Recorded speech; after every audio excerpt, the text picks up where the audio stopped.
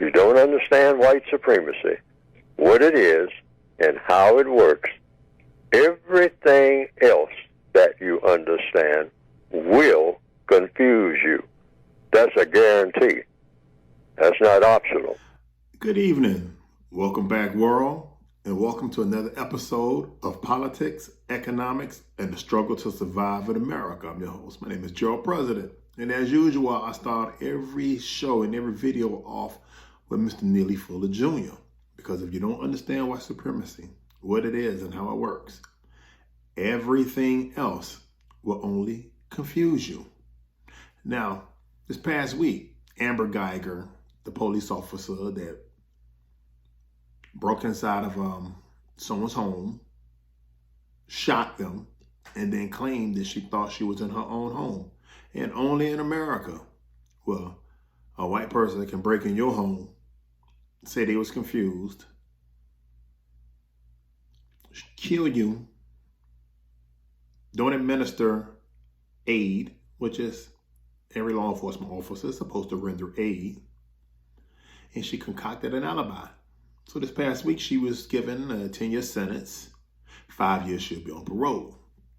Now, the reason I always use Mr. Neely Fuller is because if you don't understand white supremacy, everything can confuse you. Well, so many people seem to be confused about how could this individual who walked inside and murdered someone in their own home get such a light sentence.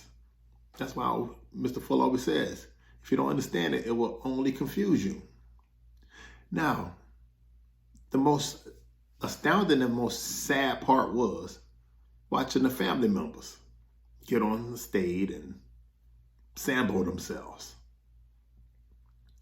And what I'm going to do, I'm going to lead off this show with Dr. Claude Anderson. I have most of his books. And he continuously talks about meritorious manumission. Now, if you watch my previous episodes, you always notice I love to use that word because I'm always in the midst of black people, black men, who are constantly searching for their meritorious manumission papers. And it doesn't matter. And so because we don't understand why we are prone and so adept and versed in snitching on one another, I thought it would be no one better, more than appropriate than to just allow you to listen to Dr. Claude Anderson. Somebody said, well, how are we going to control all these blacks? So the state of Virginia passed a law called meritorious manumission. Meritorious manumission then says that we will control blacks by building in an internal attitude inside of them to make them see things through our eyes, to make them white in everything but skin color. Did you understand that? Did you understand that? 1 second, let me turn my volume up. This is what was done to us for centuries. Now he goes and he says it was 1710 is in Virginia. You got to remember, 1619 is where, per in their written documentation, it's the first time they brought Africans, enslaved Africans, and dropped them off of Jamestown, Virginia. So the slave codes, the black codes, went up and down the East Coast. So if I told one of my brothers and they're trying to escape, and I snitched on them, Nat Turner, Denmark Vesey, I gained my freedom. Well, if I also saved a white person's life, master, they getting ready to do such and such and such, I gained my freedom, my walking papers. So you can understand why here it is in 2019, we're constantly telling on one another. Tekashi 6ix9ine comes to mind. George Bush. Donald Trump. They've built the mechanism in to allow you to snitch on one another. But specifically for the citizen slaves, it is extremely perverse because we won't hesitate. Now, I start off this show with that because I'm going into something that was really just amazing watching. I'm going to let you watch it, and then I'm going to go back to it, okay? I just want you to listen very closely. If you truly are sorry, I know I can speak for myself. I forgive you. And I know if you go to God and ask Him, He will forgive you.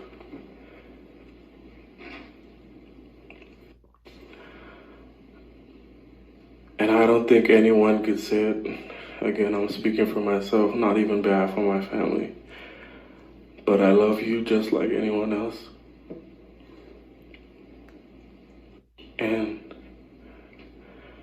I'm not gonna say I hope you rot and die just like my brother did, but I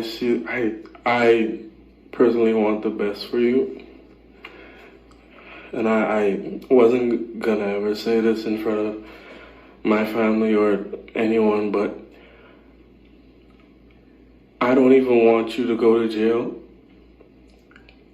I want the best for you. Because I know that's exactly what both of them would want you to do. And the best would be give your life to Christ. I'm going to pause it right there. See, this is what they've done to us. They've given us their religion. They've given us our dialect. They've given us our education. They've indoctrinated docileness in us. Now, I want you to understand there was constant slave revolts, constant killing these white, wretched individuals who was harming us. But see, it was black men like this guy who would get out there and say, Master, these people are trying to overthrow and escape. Boss, it's okay that you slept with my wife. Master, it's okay if you sold my kids. I forgive you. Now, you have to understand the reason why we're like this. Now, what I did, I went to the Library of Congress. And inside the Library of Congress, there was this guy by the name of C.C. Jones. C.C. Jones used the King James Version of religion to harm us. And what they did was, you got to remember, we couldn't read in America. Always remember that. It was illegal for us to read. So they decided to find certain passages in this book. And they used that to destroy our, how shall I say it, the common sense that we're supposed to have inside of us. Now, the common sense inside of me says, I'm not going to forgive you for killing my brother, murdering my brother. I'm not going to forgive you for that. But here he is. He's looking for his meritorious manumission documents. I'm pretty sure he's going to receive it after that stellar performance. And one thing I've always noticed is how they emasculate black men. There's not to be any facial hair.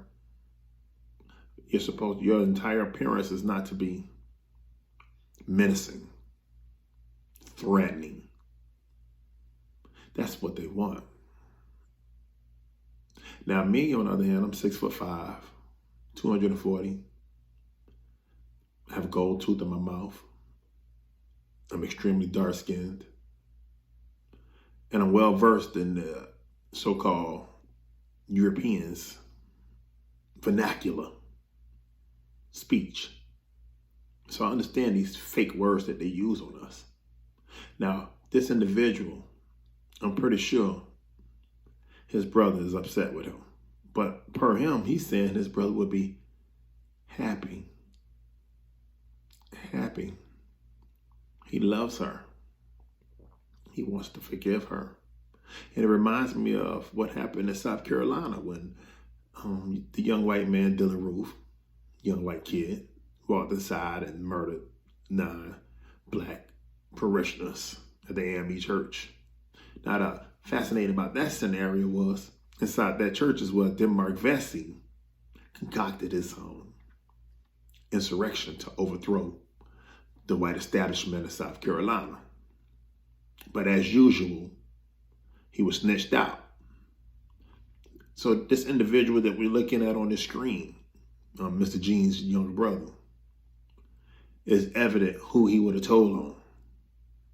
Now, his last name is Jean, so I'm pretty sure he's probably Haitian, say by way of the Virgin Islands or somewhere in one of the Caribbean nations he derived from.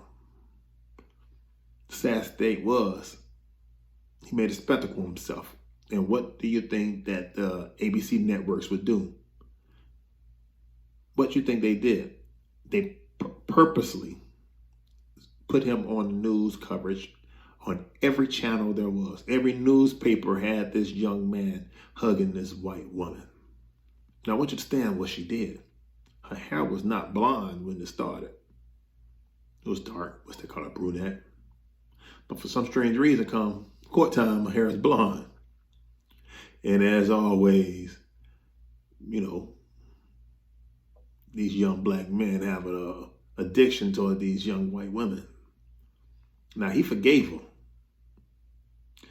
The black folks in South Carolina, they forgave Dylann Roof after he murdered their family members. They forgave them. And I'm going to tell you what, if any of my brothers got on that stand and said, I forgive you, best believe I'm coming back to get their ass.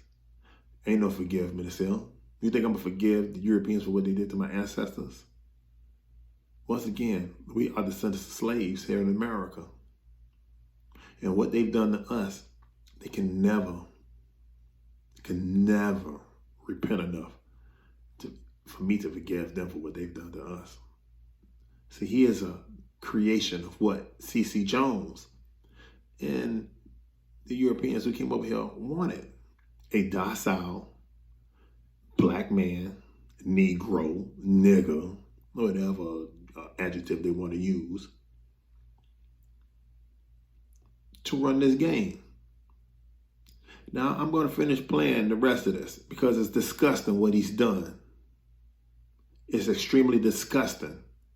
See, it's always a black man that has the no balls. See, they've been buck breaking us since we've been here. Now, he was buck broken. And from the looks of his father was buck broken. Black man, no facial hair, doing everything to acquiesce to the white majority. And don't even understand they're not the white majority. People who look like him and me are the majority. But when you are put in a position to where, you know, you don't think that you're better, or you don't think that you're worthy of even showing emotion, this is what you get. So let me finish the rest of this because it's even worse and it's more disgusting. Again, I love you as a person. And I don't wish anything bad on you.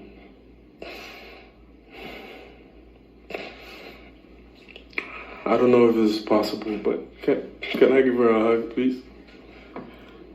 The weakness. Please? That's what you witness, weakness. Begging, please. Yes. Please. This is what we're dealing with in America in 2019. Look at the embrace. Do you see this? Look at the embrace. You think she's remorseful for what she did? She was thinking about hooking up with the little dude that she worked with. And she done blew up his spot. This is disgusting.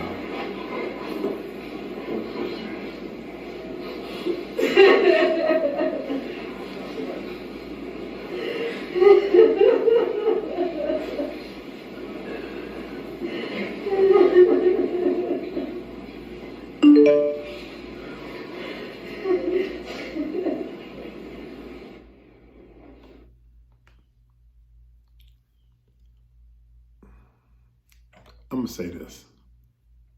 This is what happens living in America. This is what happens when you've been emasculated. This is what happens when you have been captured. A perpetual prisoner of war. A perpetual prisoner of war. And then as you can see, the judge goes to the family members. She hugs them. She embraces them. She hugs the mother. She hugs all the family members. And then what does she proceed to do? See, those are fake hugs. She goes and gives a hug to the young lady who murdered this individual. This woman is a convicted murderer. She embraced her. This is what meritorious manumission looks like in 2019, in the 21st century. See, they don't have to go, because there wasn't no cell phones back during the time when meritorious manumission came about. There was no cell phones. There was no electronic mail. There wasn't even no telephones. There was none of these things. You had to try to be sneaky and go around back doors to tell on your brethren. Here, they're doing it right in front of everybody. But they're not saying what they're doing. I mean, it's just disgusting. Now what I'm going to do, I'm going to play you exactly how Europeans, how white supremacy really deals with people who they perceive to have harmed them. I can hear you.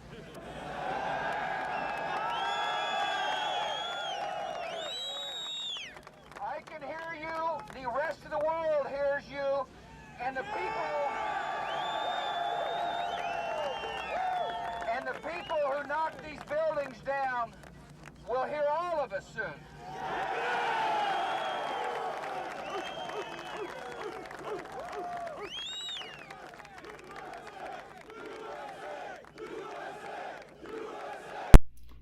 Now, that was George Bush, right after the towers came down. And as he was standing upon that rubble, someone said, "I can't hear you." He turns around and says, "I can hear you. And the people who brought these towers down will hear from us soon." And what did America do? They went and bombed Afghanistan. They went and bombed Iraq. Decimated those countries. See, that's how Europeans handle a slight and injustice. See, this goes back to what they did to us. They made us bow down. They made us believe that we had to die to receive the blessings that we're supposed to have, instead of enjoying those blessings while we're here right now on this planet. See, this is what happens with generations of being a slave and enslaved human being on the North American continent. George Bush didn't hesitate. They already had it locked and loaded, and they didn't care who it was. They didn't care who it was. This nation is bloodthirsty. It doesn't matter who they kill.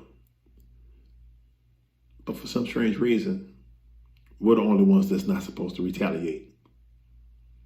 It's a problem if we decide that we want to fight back. Which is why both those Gene's brothers sat up there and emasculated himself, because they cooked it in the cake. It's in our DNA. And because we haven't been able to do a bloodletting and get this nasty filth out of us, we'll continue. Which is why we've created nothing but a generation of men who will do this to one another again. The harm that's been inflicted upon us, we will inflict it upon each other. Even though we know we're not the perpetrators of this poverty, this situation that we find ourselves in. We know who created this, but it's easy to look at one another. Once again, when you understand the story of Sambo and Uncle Tom, and understand that Uncle Tom just refused to snitch.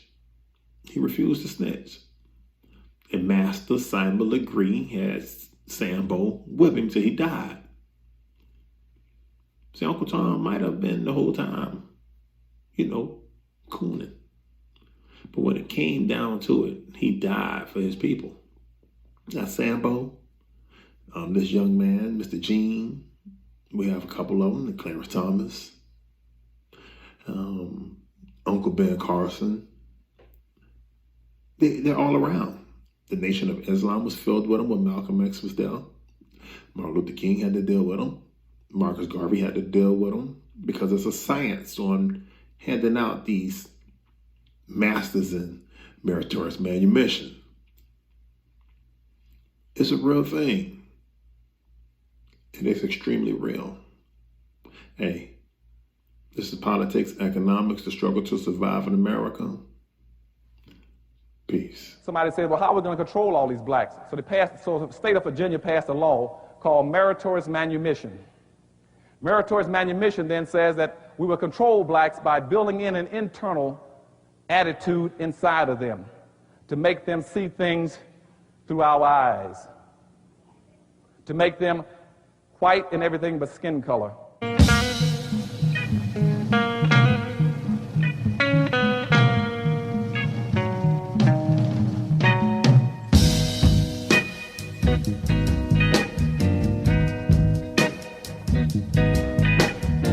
The dark brown shades of my skin only add color to my tears. Oh, that splash against my hollow bones that rocks my soul.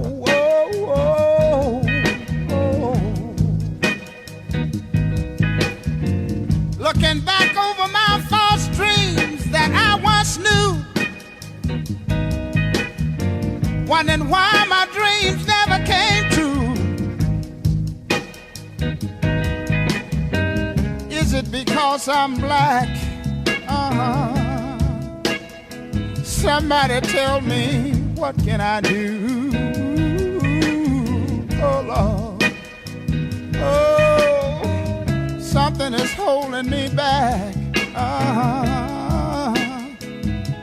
Is it because I'm black? Yeah.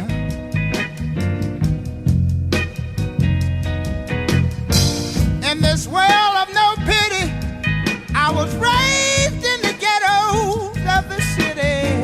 Yeah, oh Lord.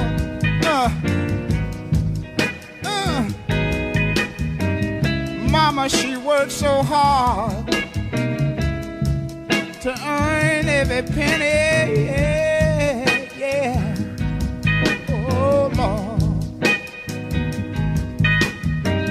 something is holding me back.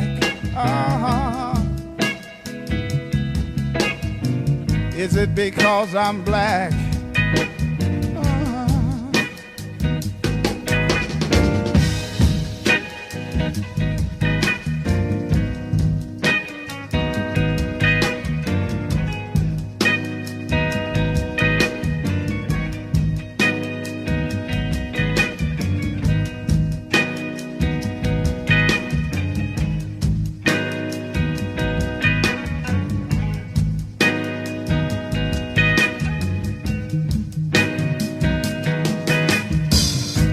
Like a child stealing his first piece of candy and got caught,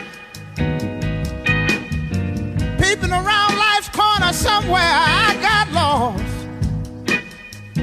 Oh, something is holding me back. I wonder, is it because I'm black?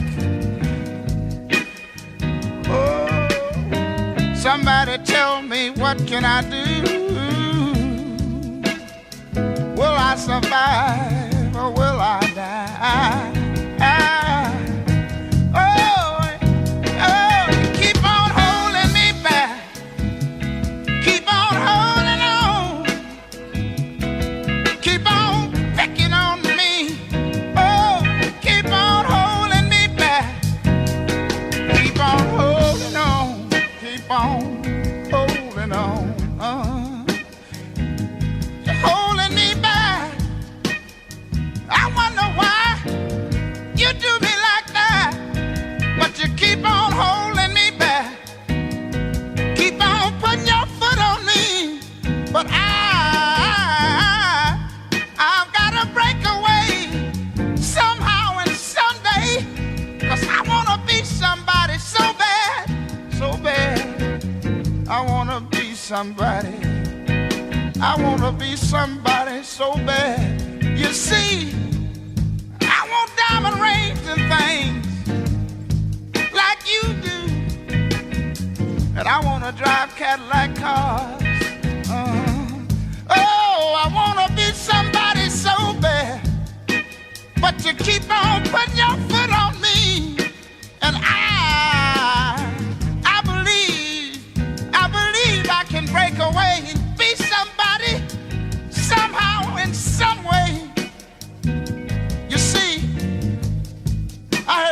somebody say one time, you can make it if you try. Oh, and some of us, we're trying so hard. We're trying so hard. I want you to know that I don't speak for myself, but I speak for y'all too right now. You see, if you're half white, light brown skin, and a high yellow, you're still black. So we all got to stick together right now. This I want to say to you, my sisters and my brothers. Right on, sister. Right on, brother. Dig this. If we keep on pushing, y'all, oh, we got to make it a little bit further. We got to make it a little further. All we got to do is try. And some of us, we're trying so hard. We're trying so hard. We're trying so hard. We're trying so hard to be somebody. We're trying so hard, although they're holding us back. And that's the reason that they're doing us like that. You know what? It is. I believe it's because we're black. But hey, we can't stop now. We can't stop now. We got to keep on keeping on. We got to keep on keeping on. I know that you know that I know it ain't right.